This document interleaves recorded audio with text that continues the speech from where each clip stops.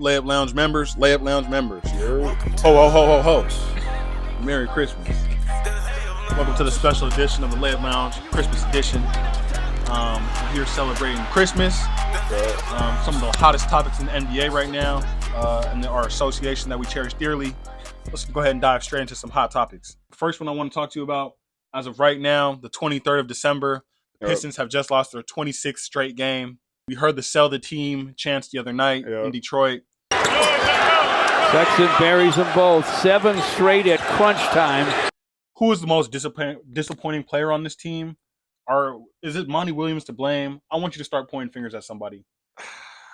Who is there to blame? I feel like it's just a mixture of just everybody. I don't know. I'm looking at Monty. Like, I feel like the dudes, like the collective of guys on the team, they're not bums. Like, these are guys that we know. We can name almost half the roster at least. Mm-hmm. And I think that what Cade said the other night, like, we're better than 2-26.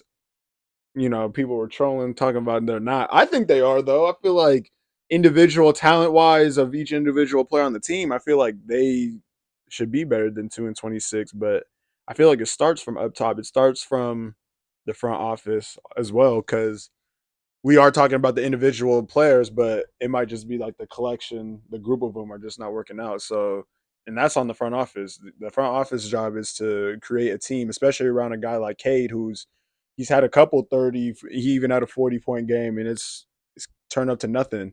They just lost to a Utah team missing literally all their starters except for one. Like, Colin Sexton was the only starter out there, and he was killing. And he killed him just by himself, pretty much, him and Kelly Olynyk. And so that should not happen. Going back, even thinking about draft-wise, you know, we thought about, or we know about, like, the Sixers way back when, you know, when they got Embiid and all that, the process and that tanking movement is nothing now, because now it's the bottom 3 teams have the same chance of getting the number 1 pick. So they can be doing all this and still end up with that 5th pick that they just got. And so I think, but it does start from, if I had to blame somebody, whether it's somebody on the court, coaching, front office, I think it starts with the front office, and then it goes down to coaching, and then it goes down to the players in that order. I think it just goes from the top all the way down to the bottom. What are your thoughts about it? Because I kind of got to disagree with you. I think it starts with the players on the court. Really? I mean, I think the front office has done their job. They've drafted the right players. I mean, they didn't make a mistake. No one batted an eye when they drafted Cade Cunningham. I mean, that at the time, that seemed like the right pick.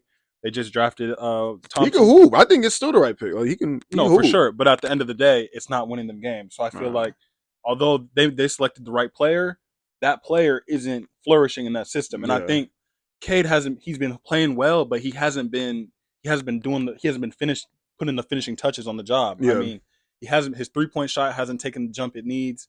He's not knocking them down at the regular clip he should be. And just looking at the rest of their roster, it's not, although it isn't a comparable NBA playoff roster, like you said, they're better than 2-26. And I think we have to start looking at the players. Because, I mean, Monty as a coach, he's proven that he can, if his system is instilled and his players buy in, that it's a winning program. So I think it's the players, 1, not buying in. Okay. I think 2, it probably is the lack of vets and the leadership in the locker room, which I think you could point to be the front office. Yeah. But at the same time, if we're a young team, we should still be able to rally and win some games. And I think looking at Cade, he's supposed to be that leader. And so personally, I'm pointing the fingers at Cade. But I feel you, right? But then it's like, there's some games where Jaden Ivey wasn't starting. He's playing Killian Hayes over him. He's favoring Killian Hayes for some reason, and he's been nothing but a disappointment from when he got touched down in Detroit to even now. I feel like he needs to get out of there. I don't know what type of value he has on the trade market, but he's got to go just to free up Jaden Ivey. I think Cade Cunningham just needs better players around him, and that's a front office issue, because what he's putting up, you see him even after games, like, disappointed and sad, because he knows, like, he's hooping, he's doing all he can, but the players around him got to, you know, jump on the back and go with him, but nobody's going with him. No one's hooping. Asur has been pretty solid, so I would say, like, that's a pretty nice pick. But how come Cade Cunningham couldn't have an effect on winning like Ja Morant had an effect on winning in Memphis? You know what I'm saying? When Ja Morant arrived in Memphis as like a true lead guard, he turned around that entire franchise, and like they were on an up progression since he's arrived. Cade, don't you, as like a lead guard, like not same sort of frame, but like same sort of ball dominant, all encompassing point guard, like ball handler, scorer. Shouldn't he have like some of this blame has to go to Cade? I feel like he's not as successful or not the player that we think he should be. And so I think we have to kind of reevaluate, is Cade Cunningham a franchise player? Are we really trying to build around Cade Cunningham still? Because I mean, I feel like the league is just at the pace it's going, he's falling behind already. You talked about build around him. What have they done so far to build around him, quote unquote, other than draft? Free agency wise, trade market wise, there's nothing that's been shaken. So they haven't, and that's a front office issue. They're not putting anything around Cade Cunningham. And Cade Cunningham's probably like, if they're not gonna put nothing around me, although like the money's gonna be thrown at his face. So I feel like he's gonna sign that extension at the end of the day, just because you can't turn down that money. But it's like, does he really want to be in Detroit? Like, I could see him asking out maybe right after he signs the deal. But especially if, Troy Weaver doesn't do anything to change the trajectory of that franchise, because right now it's bad. It's disappointing through and through. I think they need to start trading some of these pieces. I think, but it's just stew out the door. It's bad just because you've talked about it before. Like, what players affect winning? You know what I'm saying? Like what makes a winning player? Like, what type of players these are? And it's just the value of all these guys is just bad, just because they're all losing together, and like it's hard to see. It's hard to see who the players are, the quote unquote losing players, like who those players are. So if I'm a front office guy, it's going to be tough. Or just even on Detroit side, is the value that they're going to get back from a trade is it's probably going to be low. Like, all the guys, their values are probably low just based off this. It's not a good look. No. And so yet again, I'm looking at Cade. If you look at all the guards around the league who have just come in and made an instant impact on winning, you look at Luka, Trae Young, Ant-Man, or just LaMelo, for example, who's had success, maybe not on winning, but just like major success. I think they're kind of in that same breath right there, LaMelo and Cade, where it's like, right, we're effective players, but can we affect winning at this point? Because all those Ant-Man, Tyrese, we've seen them come in, put up numbers, and affect winning at the same time. But they have good players around them. Ant has Cat, Gobert, like those. That GM is trying to build around him. You talked about Luka. They had a Jalen Brunson at one point. They swung for a Kristaps. It didn't work. Now they got a Kyrie, right? They're trying to build around Luka. They're trying to make him happy. So that's the difference. That's why I'm keep on coming back to the front office, because they're not swinging for the fences. They're not going for those type of moves. And now we're hearing maybe they try for a Pascal Siakam, a OG Anunoby type player. Like, it doesn't really sound great, but if something like that was to happen, then it's like, okay, I'll respect the front office just a little bit more, just because it looks like they're trying. But they haven't swung for a big name like since Blake Griffin. Like that was the last big name that they had, or like an Andre Drummond, but he was washed by the time he left. So they haven't really been in those discussions about trying to go get a guy. I'll tell you this right now. I think they should trade for Draymond Green. I think they should bring Draymond home. He's from Michigan. You bring Draymond home. You're on a crazy lose streak right now. You bring Draymond in. He embodies the bad boy. What does that package even look like? Like, we trading out? Offload Draymond for some seconds. You bring in Draymond to Detroit. He rallies the troops. He rallies the young guys. But if I'm Detroit, what am I? You giving up everybody for Draymond Green? We give up beef stew. You guys can have it. That's a terrible trade. But see, hey, the Warriors. We not winning no games. I'm telling you right now, the Warriors would jump all over that. That's what I'm saying. We not winning no games though. If I'm Detroit, y'all can have beef stew. Well, you got beef stew. You throw in Joe Harris, throw in like Monty Morris. Those two hurt guys. As soon as they come back healthy, they're playing in a winning situation and they're shooters. That's green. That's a phenomenal trade like for the Warriors. You like Draymond in Detroit though? I think my gut tells me Warriors are falling out of love with Draymond. The Pistons need a change. You saw how they was happy to see Poole, and it's pretty ironic that Draymond is not there because he swung on somebody else. And if he was on the court, they would have been all buddy with him. I guarantee it. Or it would have been awkward. It would have been awkward. It would have been. Yeah, he would have probably just been posted up somewhere else while there's. I think it's still out of love with them, but hey, I don't know. Detroit gotta get their stuff. I mean, you think a Draymond Green is not affecting whether they win a game or not. He just affects whether how many times he's gonna swing on somebody or not. I don't. In the same breath, though, we know what Draymond brings to the table. He's an intangible guy, and I think right now they just need something to cheer for. And Draymond, he gets the crowd going. Yeah. Team camaraderie. Although it's different, Detroit needs fire, and I think Draymond is the ultimate fire. And we've come to see that. Maybe they just need to go back to the bad boy Pistons and really embody that by signing Draymond or trading for Draymond Green. He might pull a Rob Gronkowski talking about if you trade me to Detroit, I'm retiring. You don't think you want to go? He's like, I'm retiring. I mean, it'd be cool to see from maybe like a fan perspective, just because he's home. Also, we talked about it before. I want to see Draymond out the system. I think that's gonna be one of like a what if in its own. Like, oh, what if Draymond went to a different situation? How would his game change? Mm-hmm. Hey, I can see. I don't know. Draymond just got a 4-year deal. I won't say he's gone by the deadline of 2024, but 2025, I don't think he finishes his contract as a Golden State Warrior.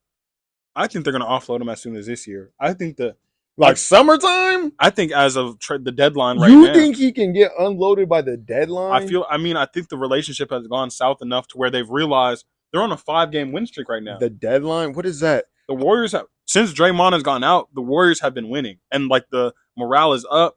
I'm kind of just like interacting with their team. They are hooping right now. Their team on like just seeing like their fan base and like how their team is feeling on Twitter or just like on the media waves. Everyone is up on the Warriors right now. They're feeling good about themselves because it feels like a dark cloud has been lifted from their team. And we know who that dark cloud is. And so, I mean, it's almost not in a sense ironic, but it's like if we're playing better without somebody, what's the point in having him here? That's why I even said let's offload him to Detroit. Get him somewhere. It's time to trade him. What star player or what NBA player is most likely to steal on Draymond, you think? What star player? Or just what player you think?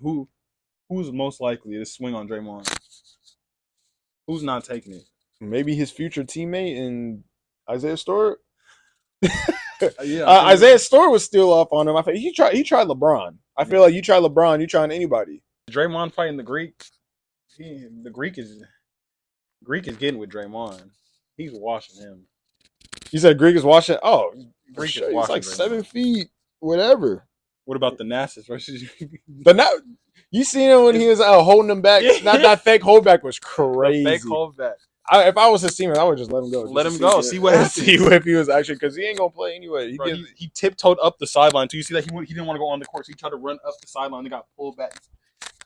Oh, like bro, what are you doing? Like he's doing. Like I said, time and time again, these bench players, they're doing the same thing we're doing. They're just getting paid for it. They're just watching. If the Nass is not a hoop, man, hey, he can't hoop.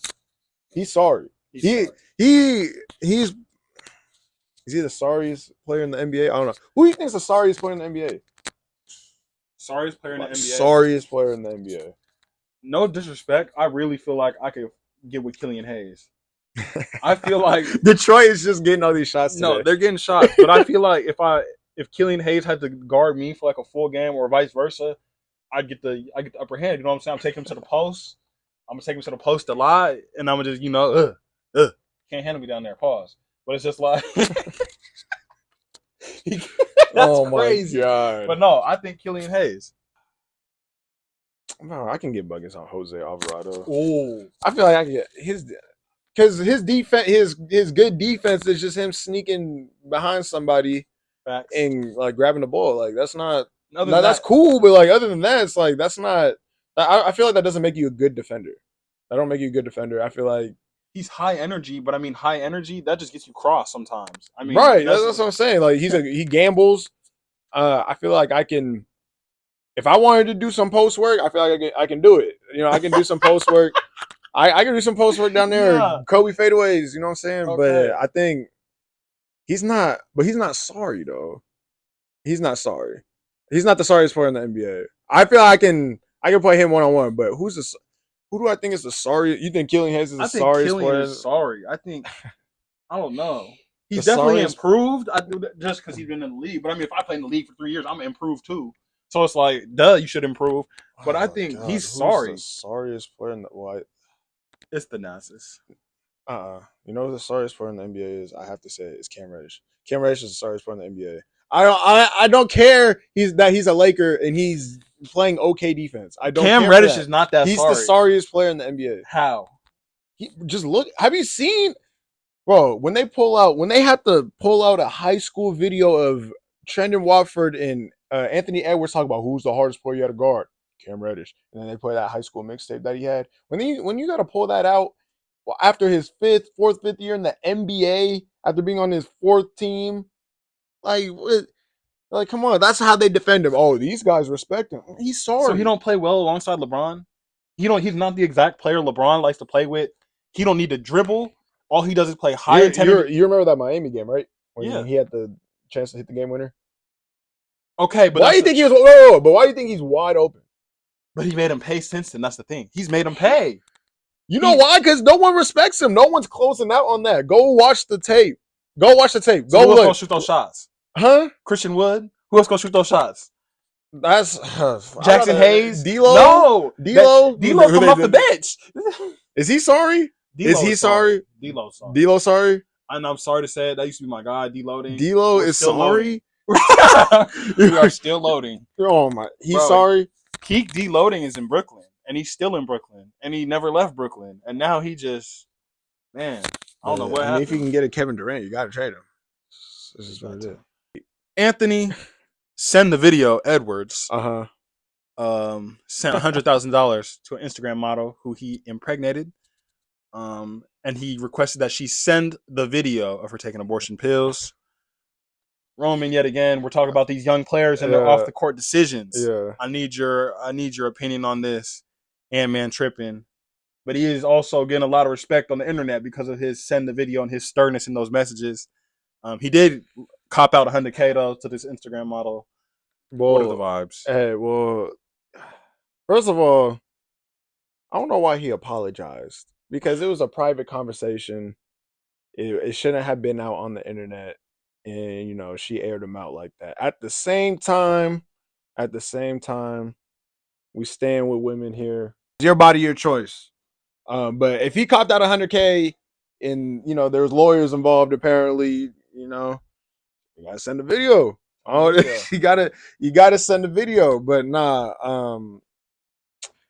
I was more confused. I was like, is there not some sort of confidentiality? Like, okay, he sent her the $100K. But there was lawyers involved. Yeah. But she still released like the whole She went the clout though. That's what I'm saying. So why would you not have like, if you're Ant-Man, why would you not have some sort of like contract? Like, okay. It sounded like there's lawyers involved. I don't know, but she still was able to go to Instagram and be like, these are the messages verbatim. This is it, because everyone knew the story exactly how it happened. Because they're like, it was all straight from her messages directly, like that's straight from her. So it's like he should have had some sort of contract where it's like, this is literally $100K for the pills and hush money, pretty much. And she took the money and still was wild and telling everybody. And that's why everyone's like, okay, she got her money. Why she still talking? Like you said, it's for clout. So it's clout. But it says on his end, I think, like you said, it should have been kept a private conversation. So it's like, I don't know. And he's been hooping. No, he's been hooping. He's been hooping. He came off that game and scored 34. Yeah. So I mean, he ain't missing a beat. Affect him like that, but nah. Hey, all these NBA players, man, they messing with these IG models and man, they're all find you a real one, y'all. And it's all of the players that are like 22, 23, 24, 20, like right in that age group. Like, y'all, we grew up in the social media. We grew up in the social media time. Like, we were growing up in like a time where it's just media is just overtaking our vision and stuff like that. Y'all got to go touch some grass. Yeah, you got to go touch some grass. Go to the store. Go to, you know what I'm saying? Like, put the fuck, come on, y'all. Like, reel it in some. And because it's the people y'all are associating yourselves with. It's like, it's not good company. Yeah, you got to go out there. Go out there. You can't be Twitter fingers. You can't be texting all these. You got to go find you a real one. You got to go out in the field. Go out in the field. You know what I'm saying? Go touch some grass. Or you go the Paul George route. Oh. Hey, the PG. That was crazy because he offered like an M or 2. She said no. And they ended up getting married. Yes. He said, hey, gotta lock it down though. One thing you can respect about him is he was standing on business. He said he stood on he stood on it. He stood on business. He stood on it. PG, and that's it. She stood on it. She stood on business. I don't know though. And man, I hope you gotta get some counseling. He's still hooping though. But I think you and Zion, y'all can go together. Zion need to go. Ant-Man need to go. And Simons need to go. Simons need to go. A lot of these players need to go. Now we're talking about our underappreciated player. Yeah.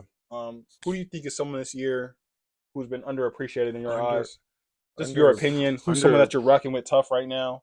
But I don't think it's underappreciated. But like someone like Alex Caruso, like he's not like a big bucket getter, but he just does all the little things, like the hustle plays. He's getting the steals, the rebounds, he's doing everything else. Like that. I mean, I think he's still in the fact that there's talks around him having more value than a Levine. That just goes to show you like how much like scoring is overrated, and like he's literally like that player that shows. Like if you're like, oh, why is scoring underrated? You go show some tape of Alex Caruso. He's making those plays. Who do you think? I got two kind of lined up. My first one down in Philly, Kelly Oubre. I think he's like established himself as like a true third option down there. I mean, Joel is having like another MVP caliber season. Max, he's really stepped up into that second role as like a true legit second option. Mm-hmm. And KO, he's kind of just been like hooping. He's exactly what they need as like a third option in terms of stretching the floor, playing good defense, and as well as like getting to the cup and being like an athletic like finisher at the rim. So I mean, since he's come back like from his little car accident injury, he just like hasn't really missed a beat. He's been out there doing the same thing. So I think if they don't make any moves towards the deadline, I think just like he's going to be a good piece for them long term. I think if they try and like re-sign him or whatever. Yeah, and I just thought about somebody else. Actually, Alex Caruso's teammate, Kobe White. Kobe White's been hooping ever since Zach LaVine, especially since Zach LaVine's been out. I think they're like it's almost like the Draymond situation where Zach LaVine's out. The vibes are immaculate right now. They're going up.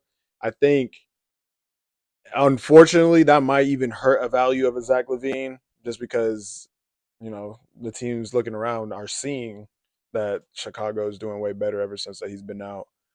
So I think that Kobe White's averaging like around 20 points right now since he's been out, and he's just been killing. Mm-hmm. My gut always said Dallas, but that was my next underappreciated dude is Derek Lively, because I think although he's a rookie and like he's just getting established, I think he's already like he's exactly the big they needed. Yeah, and I think like one as a rim roller for Luka, like he's athletic enough to do it.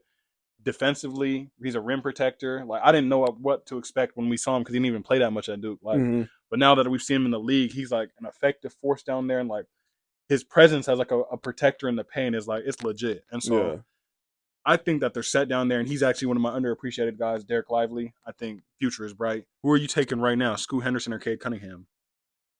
Cade Cunningham. That's not even. Hey, I just had to figure it out. I mean, you talk about like right now, right? Yeah, like who do you think? Like if I needed to win a game today? No, I'm just saying, if you're a franchise owner and you're a coach and you have the opportunity, like knowing like for the future, like building around. Yeah. Who do you think has the higher upside right now between those two guards? Talking about two teams kind of just in like the bottom categories of the East and the West right now. With like, where do you think? I don't know. I still feel like it's Cade. Like I want it to be Scoop, but I think we're not going to see flashes of like what he can really be till probably like second or third year. I feel like Cade has shown flashes. Like Scoot Henderson is not going to go out there and give you 40 right now, but Cade Cunningham is doing that already. Even though they're losing, like he can go score the ball, I think. But like I said, like Scoot has those flashes where he makes really good plays, but his turnovers got to be cut because he throws a lot of weird passes. But yeah, Cade. Yeah, I'd probably build around Cade for sure. Who is like I've seen it going around. Like who's like one of those like what if players? Like whether it was because of injury, whether because they just decided to leave early, like under any circumstances. Like who's that what if player for you? Obviously, the first one you think of is Derek. I mean, that was everybody's guy for a minute, especially just growing up like alongside his MVP seasons and seeing what it could have been. I can kind of go first. Brandon Roy. I think Brandon Roy to me could have been that. Like he could have been him for sure, just because they had him up there like as one of the best shooting guards like at the peak of his prime. He's only had about like 7 years in the league. He was an all-star for like about half of that. He had a phenomenal playoff run. That 1 year going against Dallas. It's just unfortunate that his time got cut short, especially because him, LaMarcus Aldridge, and Greg Oden were pretty solid together. I think I think they only lost like a handful of games while they're on the court together. It was like 60 and maybe like 5 or something, or 12 or something like that, like 60 and 12. Like that's a really good record, but obviously Greg Oden too. Like he could have been the guy that was picked over Kevin Durant. Yeah, I don't know. Portland's cursed, but I think B. Roy definitely was one of those one ifs, and like he's the reason why I'm a Blazer fan. So that might be a little biased, but I think it would have been crazy. Like if him and Dame even got to play together, that would have been nuts. Mm-hmm. I'm going with 2 players that are still in the league. For my what ifs, so just kind of take these with a grain of salt. Okay. My first one, Lonzo Ball. I feel like that's a good one. I mean, like when he first arrived in Chicago, and we saw that first stint with the Bulls, like that new look Bulls team, with him like having the reins of the team, like and the way they're running that break with him, Zach, DeMar, it looked scary. Nah, they was first seed in Chicago. Yeah. So I mean, he was kind of the missing piece for like their roster, and like he was that missing piece for this team. So I feel like we never got to see the true potential of the squad just because their point guard was gone. Like their distributor, they were missing their main guy, and so that kind of hurt him a lot. Yeah. And then like also just like the setbacks he's had with his injuries too. Like he might not ever play again. We still don't know. So I mean, we're hoping that he does come back, but he's like what 3 seasons removed now. It's like been a minute, at least 2. Yeah, we haven't seen Lonzo in a minute. So I mean, that's a major what if for me. I've always been a big Lonzo Ball fan too. That's a very underrated what if because it's like he's so young and he's technically still in the league. Like you don't even think about it with him because it's a what if. It's like you said, like he could be done. Yeah, he was hooping. He's hooping, and that's the biggest thing. Is like he finally just kind of like I feel like the LA stuff kind of got his career off to a rough start just because there were such high expectations. He didn't really meet them. But then, like, as his career progressed, he kind of had time to just, like, become an NBA player and, like, really get immersed in that culture. Yeah. He became, like, a great player. And, I mean, like, he figured out his shot. He was already an elite defender. And so it's just, like, Lonzo Ball is really, like, a hoop fan. Like, if you really love hoop, like, you love Lonzo Ball. So it's just, like, it sucks to see him out for this long. So that's one of my what-ifs. My second what-if, this is a crazy one for, I think, some people. Klay Thompson. I think. Really? Yeah. I mean, if for me, pre-injury Klay Thompson is a completely different player than who we're looking at right now. Is he? He is. I gotta disagree because I think the only difference is he's not. You said completely different. The only difference to me is he's just not hitting those same shots. And I think now that we see the post-injured Klay Thompson, I think now we realize how bad of shots that he was just taking, but he was making them. And now that he's missing those same shots, he's been okay as of recently, but like. Overall, after the injuries, like you just realize that he's almost like he's a shot chucker. He takes and makes. He was taking and making a lot of bad shots then, and now he's taking and missing a lot of those same bad shots now. I gotta disagree though, because I feel like when pre-injury Klay, the game just came to him a lot easier. It was much more natural. And I take it as much further as his attitude. His attitude on the court was much better as well. He had just the way he carried himself on the court. He was like reserved in a sense. Like he was just more locked in. So why post injury Klay? Okay. He's I feel like he felt like he had something to prove, and he came back gunning, and that's when he became a true shot chucker in my eyes. He came back gunning like he had something to prove, like he'd missed so much time, and he was like, people forgot who I was, sort of thing. He's like, I have to prove to everyone that I'm Klay Thompson again. That's fair.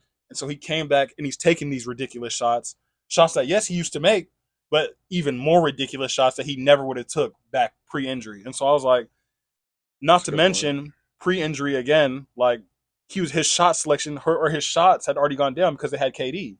So he was already dealing with like another identity crisis within his team as, okay, I'm now a third option. I went from like the designated second option to now like the true third option behind KD and Steph. So I mean, just looking at his career is like it's tough for him. Like he's had to make a lot of adjustments, I feel. And so I think he's a big what if for one, if KD never gets traded, because if he remains like a true number 2 option, like how much does his game develop? And two, what if he never gets injured? Like how much does he grow as a player? And how many more championships do they win? Because I feel like their championship window closed because he was hurt. And I just want to throw out there that he was still the third option even after Kevin Durant, even that last ring that they won. Cool. He was still. I mean, you can even say Wiggins. He might have. Yeah. Wiggins. So yeah, Klay might have been the fourth option. Yeah.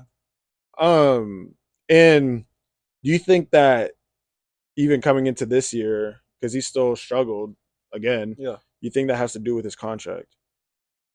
I think so. I mean, because when you go into the summer and you expect getting that deal and the deal doesn't get made, you can't find common ground on like that money. It kind of goes into the year like, okay, this is a prove it year for me. Like I have to prove them wrong. I have to prove to the rest of the league that I deserve this money. So yet again, if he comes into this year, things aren't going right early. And like he even admitted it. He said like, I'm playing like poop. And so like after he said that, his numbers have started to improve. So maybe he just kind of needs to admit to himself like, I'm not playing good. Let me turn it around. And I think he just needs to come to a realization that he's just not as good as he used to be. And that's okay. That's okay. I mean, you see guys like, even like Derrick Rose, it's like, it's sad. It's unfortunate that it happened to him. But at the same time, he's embracing the role that he has now. And I think Klay, like you said, identity crisis almost. Like he doesn't know, like he thinks he's still him. And he's just not the same player. But when it comes to Klay and Derrick Rose, when you make that comparison, Klay's a shooter though. And I feel like when it's shooters always feel, that's the term is shooter shoot. So a shooter is always going to shoot because they feel like they can find their stroke. They're going to be able to knock down some shots in a row and get back in their rhythm.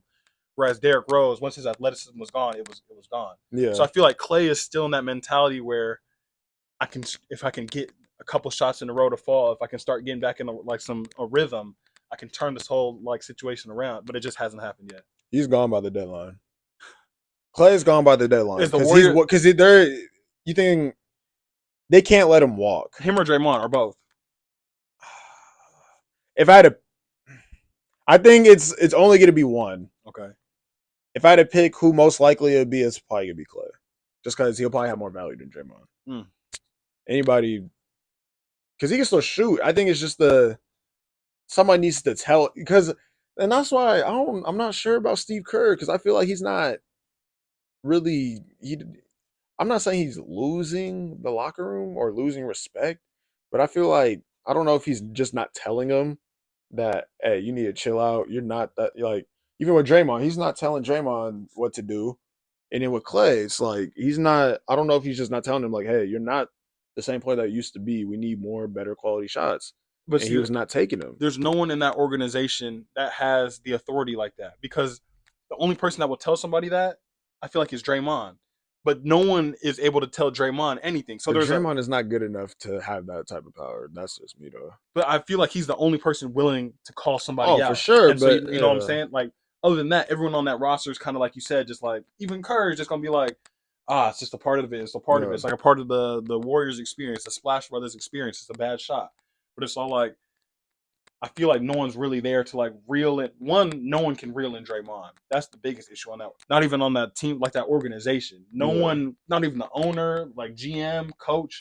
No one has control over him. And that's why they got to get rid of him. They gotta dump him and they gave him an extension, and no one can control him. So it's like, and Klay. I'm sure Klay's feeling the type of way about that. How come he didn't get taken care of before Draymond? There it is. He got it, and that's for sure. That's something to think about because why did Draymond get his money before me? Yeah, weak, but no, Klay's out of there. I won't call him weak. He's still washed. I know he's playing better. He's washed. Klay's washed. Draymond's washed. 30. If you're trying to get 31 more championship, you got to flip them for something significant. Go get KD back. He available like that? Go. You see how the Suns is looking? Shoot. You see how the Suns is. You see they looking sorry about shoot. Kevin. Oh, that's crazy though. That's the thing though. They trade Klay. You already know what's gonna happen. He's gonna go back to 45% from three. Hey, that's fine and that's cool if that happens. But then that just validates the trade even more. Like if he's got to go. He has to go. He's got to go. Agree. But I think the Warriors dynasty, or at least that big three of Steph, Klay, Dray, window's closed. And it's Draymond's, and it's more Draymond's fault for that because Draymond it's not ending gracefully just because of what he's doing. And so he might be in a Warrior uniform for one more month, and that's it. It's done for. That's why it's cooked. Yeah, exactly. Could be one more month. The 2024 class Hall of Fame, like the eligible players, came out a few weeks ago. We can just go through this rapid fire real quick. I'm gonna just name one of the players, and you're gonna have to tell me if they're Hall of Fame or not, and then you can just give like a brief. Yeah. You give me a brief statement on why. All right, first name, Vince Carter. Vince Carter. Yeah, Vince Carter. Yes, he's a Hall of Famer. I think he's eligible, one, because of his stats, longevity, and just total impact and notoriety to the game. I mean, he's like, outside of his stats and his longevity, I think everyone kind of just knows Vince Carter as like the highlight reel factory, just like the dunks. He put Toronto basketball on the map. Just Canadian basketball in general, yeah. Exactly. I mean, he's inspired like this entire. You can pretty much say he's inspired this entire generation of Canadian hoopers we see today, like your Shea, your Jamal Murray, like any of the Canadian dudes like in the top tier. They're all gonna say Vince Carter was part of their inspiration. So I mean, I think that's just a testament to some of his legacy. And then just even looking at the dunk contest, like it's over, ladies and gentlemen. Like it's over. That to me, that's iconic in itself. So I mean, I think Vince Carter, no question, Hall of Famer in my eyes. Joakim Noah. I'm a big Joakim Noah fan, but I will be the first to tell you he is not a Hall of Fame player. You just go look at that man's shooting form, and there's absolutely you're crazy. There's no way, bro. But, I mean, the shooting form, shooting form. That's all you said off the rip. Off the rip. Form. I mean, no. But in terms of just impact on the court, I mean, dog. I mean, I remember his MVP, like top 3, top 4, or he's top 5. MVP voting. I don't know exactly what. They had his dad woofing from the stands. Come on, like he was legit. I mean, and what I liked about Joakim is he really, whatever team he was on, like he really wore that jersey with pride. Except for the Knicks one. Except for he did the Knicks dirty. Except for the Knicks. I don't even and the Clippers. Did he even suit up for the Knicks? He did, and they booed him. Damn. They booed him. I think he put on a Memphis uniform too. He did. Okay. Anytime he put on a Bulls jersey, he wore it with pride. Yeah, that was crazy because I was like, what, his first 5-6 years maybe? Yeah. Anytime he wore a Bulls jersey, he wore it with pride. All his other career stops, we don't really know about that. But Joakim, when he put on that Bulls red, you wore it with pride. You challenged LeBron in the playoffs. You challenged, you were a dog. And so I respect that. But you are not Hall of Fame. Jamal Crawford. 3-time Sixth Man of the Year.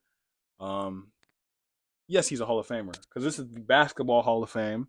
This is not simply just the NBA Hall of Fame. So it's the Basketball Hall of Fame. Jamal Crawford's longevity. You don't think that the 3 Sixth Mans of the Years, that in itself wouldn't have gotten him in the Hall of Fame? Like if it was the NBA Hall of Fame? You know what? It might have, but I think it helps that it's the basketball. It gives us some more leeway. You know what I'm saying? It gives them some more leeway for sure. I think NBA Hall of Fame though.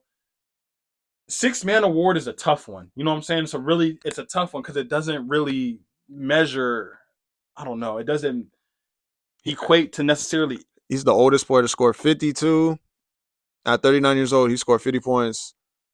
But does that equate to a Hall of Famer? Nah, I mean he's the first one to do it on 4 different teams as well. But yeah, at the same time, it's a hard award to evaluate. I will say that because I see even Defensive Player of the Year. Someone wins 3 Defensive Player of the Years, it's easy to put them in the Hall of Fame. But yeah, the one thing I'm getting like from what you're talking about is just like, like the impact as well. Yeah, the impact. Like it didn't, for him specifically, it didn't equate to like an NBA championship. No. So it's like maybe if he had a ring or 2 to show for his impact, definitely, then it would have got him like for sure.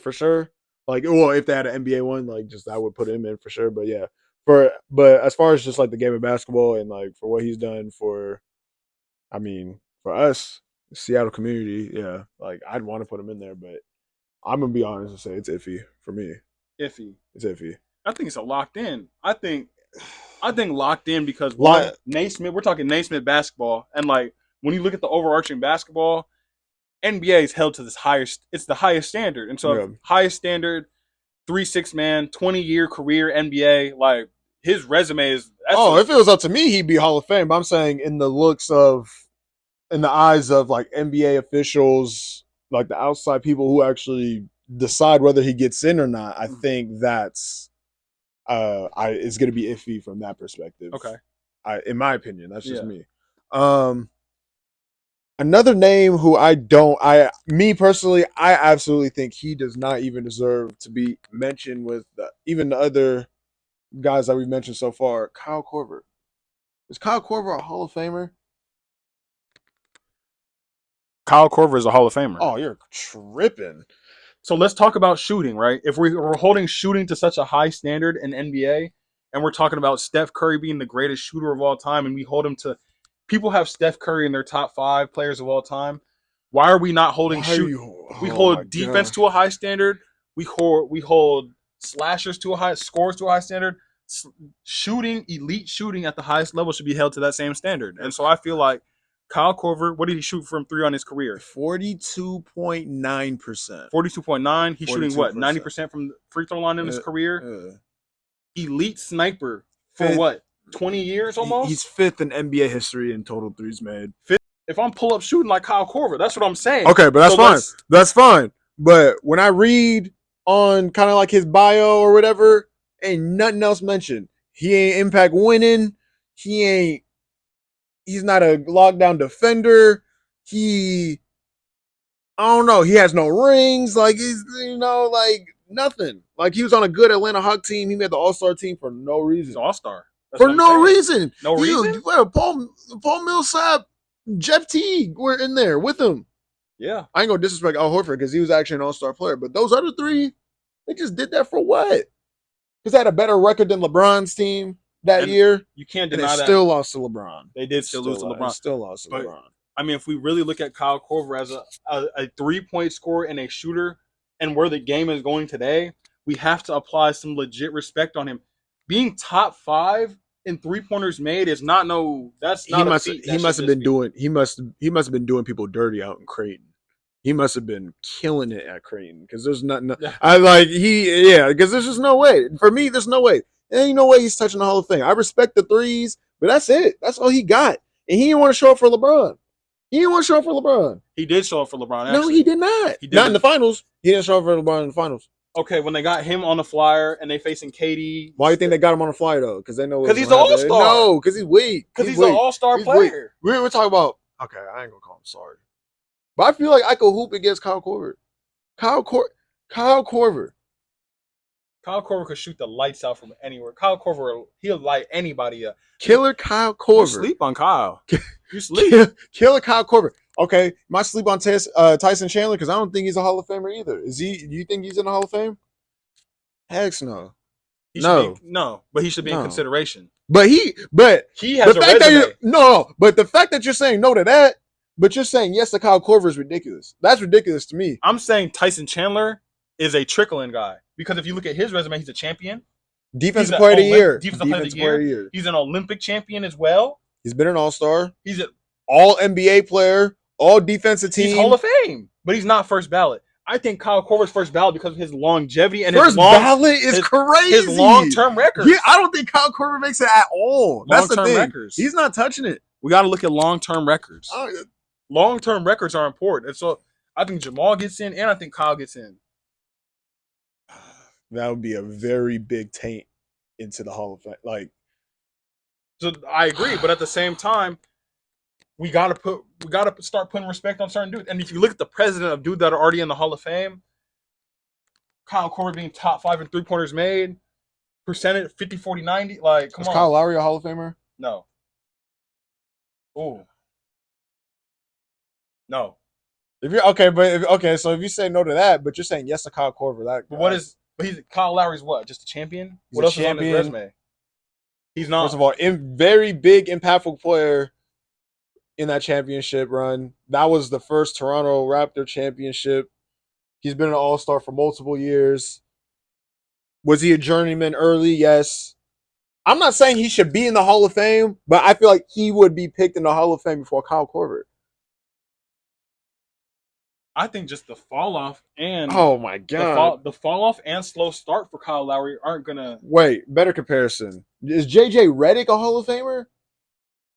He doesn't have the same. We gotta pull up stats on that one because I'm pretty sure Kyle has better stats than him. With an NBA, we're talking about shooting. Kyle Korver is the first person that come to mind. He's one of the first person. He's the first person that come to mind. He's one of the first person. Points per game. JJ Reddick, basically 13. We'll give Kyle Korver 10. Rebounds per game, 3 to 2. Kyle Korver. Assists per game, basically both of them got 2. Steals per game, they're basically the same. Blocks per game, basically the same. Total points, JJ got more total points. Total rebounds, you got 2,000 more rebounds than JJ. Assists, you got about 300 more assists. Steals, okay. But look, this is what we really care about right here. But look. Okay, so field goal percentage, JJ, but barely. 3-point percentage, Kyle, but barely. Free throw percentage, JJ. In points per game, best season, JJ averaged 18 points a game. Kyle Korver only averaged 14. And that was in 2007. JJ Reddick averaged 18 points a game in 2019. And that was towards the end of his career. That's crazy. Sixers, right? That's Sixers. And that's crazy. He averaged 18 a game. And he was almost washed. But he was also playing with Joel Embiid. I mean, so it's like we can really equate that to a lot of open shots because JoJo is just... Okay, but my point is, bringing up stats, is that the fact that these are close, and you're saying one's Hall of Fame, one's not. These are not landslide numbers. These are... I'm just saying, top 5 in three-pointers made, all-star. We got to start putting some respect on shooting. If that's where the game is going, if the game of basketball is so enamored by shooting, I promise and you, shooting is like the most defined skill of basketball. I promise you that in 20 years from now, we're not talking about Kyle Korver as one of the best. Like, he's not going to be in the discussion. Like, technically, yes, he's one of the best shooters of all time, but we're going to be talking about Dame, Harden, Ray Allen, Reggie, Steph. I'm saying JJ before Kyle Korver. I don't know. Those two are said in the same breath. I'll say right. Okay, breath. so but you said one of them is not Hall of Fame and one of them is. So if they're in the same breath, both of them are not. But one of them's a leg ahead. They're in the same breath. But Kyle has the stats. But you really think Kyle Korver is going to make the Hall of Fame? You think he will make it? You think he's going to make it? And you think he deserves to make it? I think he deserves to make it, and I think he will. Okay. What 3-point shooters are in the Hall of Fame? Because basketball really puts respect on shooters. Okay, let me give you the top 10. Steph, Ray, James, Reggie, Dame, Kyle, LeBron, Klay, Vince, all Hall of Famers, and Jason Terry. Outside of JT, everyone up on that list of Hall of Famers. Jason Terry's a Hall of Famer before Kyle Korver. For sure, 100%. 100%. He is. JAMAL Crawford, 100%. Okay, and he's up for consideration. But everyone Kyle Korver, 100%. Paul George, 100%. No. Kyle Lowry, 100%. Paul George, 100%. Ooh, actually, Paul George is a Hall of Famer. Multiple-time All-Star. MVP convo. He needs something to show for it. He don't got no awards, no hardware. He got 0, none. He got numbers, though. Dirk. Hall of Fame. Okay. Joe Johnson.